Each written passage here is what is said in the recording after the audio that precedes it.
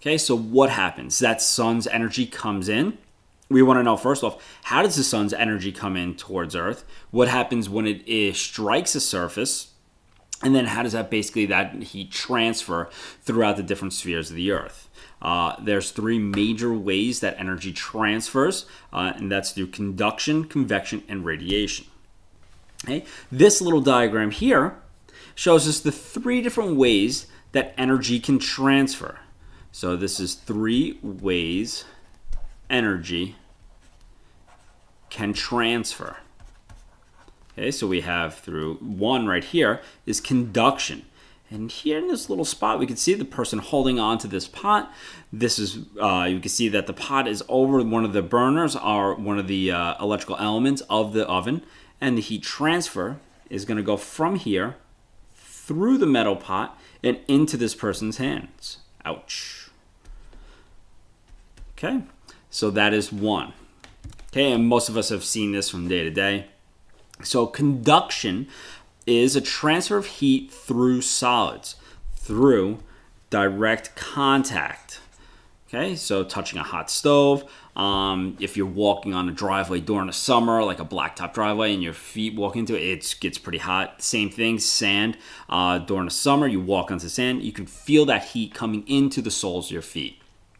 So conduction is through direct contact with a source of energy. Okay, metals are good conductors of heat, as long as there's a lot of other things. There are things that are not good conductors of heat also.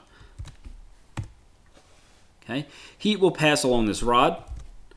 Okay, so we have a little metal rod being held in this candle flame. So the heat energy is being concentrated here, and it makes its way through and into this person's hand, where they'll eventually feel it. This is through conduction. Like I said, metals are very good conductors of heat. Things like air, poor conductor of heat. Also like things, ceramics, porcelains, things like that are also poor conductors of heat. So there are many things that are good. Wood is also another poor conductor. So good conductor. Conductor. Metals are very good. Poor conductors. Things like wood, air, water is also a poor conductor of heat. Those things are poor, so it's just the good and the bad when we get to this. Okay. We also have convection is our second mode. So this is number 2, second mode of heat transfer, and probably one of the most important ones that we'll be spending a huge amount of time with, not only in meteorology and climate, but also when we get into the layers of the Earth. Really, this keeps going. This is pretty important. Convection is a transfer of heat through fluids, liquids, and gases. Both act as fluids. Okay, so water is a fluid. Air also acts as a fluid. Results from differences in densities within those fluids. So what happens is warm fluids have a low density. Cool fluids have a high density. Okay, so the differences in the temperatures of these cause differences in density and results in movements. These movements create convection cells. We can see this with warm air rising, cool air sinking. And you'll see with the diagram coming up how these convection cells work. So over here we have a little fire right here.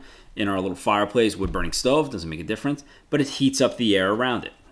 So the air heats up. When the air heats up, it rises. This is hot air, which has a low density. The low density causes it to rise. It hits the ceiling of the room, and it makes its way over. And eventually, by the time it gets over here, when it's really, really, really far away from the source, we have the air cools, becomes more dense, and sinks. Okay? More dense, it's going to sink. Less dense, it rises, and eventually makes its way back, and the fire heats it up. It becomes low density again and rises to the surface. we need to remember that high density, increased density, is going to cause falling air or falling fluid. The exact opposite holds true. Okay, if we decrease density, that's going to cause rising air. You need to get these straight, memorize them, watch this 1,000 times. Do whatever you have to do to make sure that you get this. This keeps popping up over and over again. Okay, we can see another example of a convection cell right here. Okay, we have our warm air rising. Okay, why? Because it's less dense than the fluid around it or the air around it, and eventually it's going to sink as it cools down and creates a convection cell. Okay, moving through, we have a convection cell in the lid wherever that heat source is. So right here, let's do a little green. So right here is our heat source. Well, the heat source is there. This fluid becomes less dense, rises up, and creates convection cells here. If we were to move the heat source over, the area where the warming water would be would change, and it would cause a little bit different cell. Same thing, here's a cell here. Notice we have two loops forming, and this is where our heat source is, right there. Okay, just another example of a convection cell. This one a little bit more crude, but since the sun is directly overhead in this location, it forms a 90-degree angle. Well, we know that there's a higher intensity of energy there, so this warms, becomes less dense, and rises. Over here, okay, we have a lower angle. This angle right here is low angle. So this is going to be cooler, and eventually, since it's cool over here, the air is going to sink, and what we get is another convection cell. Okay. We can use this theory of convection to basically cause hot air balloons to fill up. Not only to fill up, but to become less dense and actually float through our atmosphere. Here's just another picture of a hot air balloon. Okay, notice that basically it's floating in this liquid around it. So it's floating in the air, which is more dense.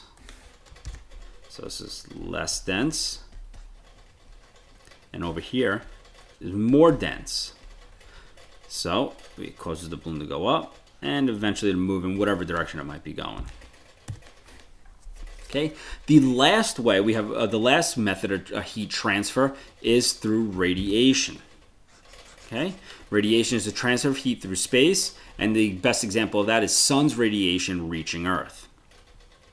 There's no medium, there's no air in space, so you can't have conduction or direct contact of a molecule hitting into a molecule and hitting into another. There's no fluids, air, or water or liquid or anything like that for there to be convection cells in space. So that transfer of heat right here is through empty space, is via radiation.